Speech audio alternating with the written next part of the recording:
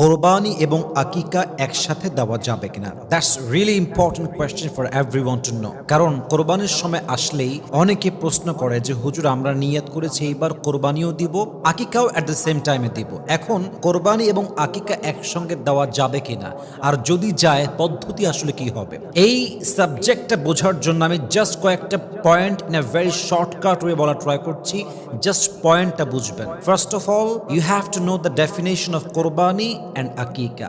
আকিকা কাকে বলে, কোরবানি কাকে বলে, you have to know the definition. আপনাকে সংখ্যা আগে বুঝতে হবে। কোরবানি হলো আল্লাহর একটি ওয়াজিব ইবাদত।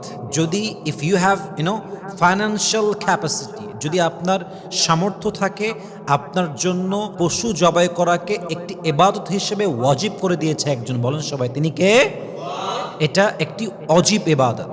সেকেন্ড হচ্ছে আকিকা। আকিকা কোনো ওয়াজিব ইবাদত নয়। সন্তানের জন্ম হয়েছে, নবজাতক শিশুর আগমন উপলক্ষে আব্বা আম্মা যে খুশি হয়, আল্লাহ নিয়ামতের শুকরিয়া আদায় তারা করবে।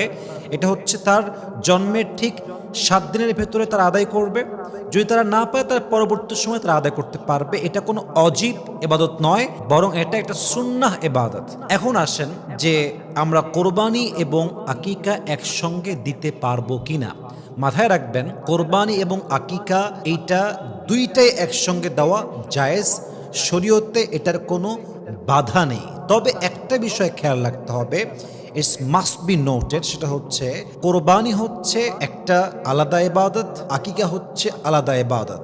অর্থাৎ কোরবানি হচ্ছে ওয়াজিব ইবাদত, আকিকা হচ্ছে সুন্নতের ইবাদত। অতএব যখন কোরবানি দিচ্ছেন ওইটার নিয়ত আলাদা হবে, আকিকা দিচ্ছেন এইটার নিয়ত আলাদা হবে। মনে করেন আপনি কোরবানি হিসেবে একটা গরু কোরবানি দিচ্ছেন, ওখানে নিয়ত করতে হবে যে এটা আমার কোরবানির গরু, এটা আকিকার নয়। আপনি ছাগল জবাই দিচ্ছেন আকিকা হিসেবে, ওইটার নিয়ত আকিকার জন্য করতে হবে। কারণ ইন্নামাল আমালু বিন্নিয়াত, প্রত্যেকটা আমলের সওয়াব ডিপেন্ড করে বেসড অন ইউর ইন্টেনশন। নিয়তটা হচ্ছে সবচেয়ে মোস্ট ইম্পর্ট্যান্ট। তাহলে বোঝা গেল ওভারঅল যে আকিকা এবং কোরবানি অ্যাট দ্য সেম টাইম আদায় করা যাবে।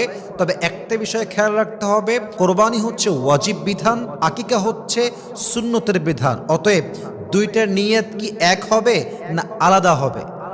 আলাদা হবে। অতএব নিয়ত করে যদি আপনি আদায় করতে পারেন, আপনার কোরবানি এবং আকিকা কবুল করতে পারে একজন, বলেন সবাই তিনি কে?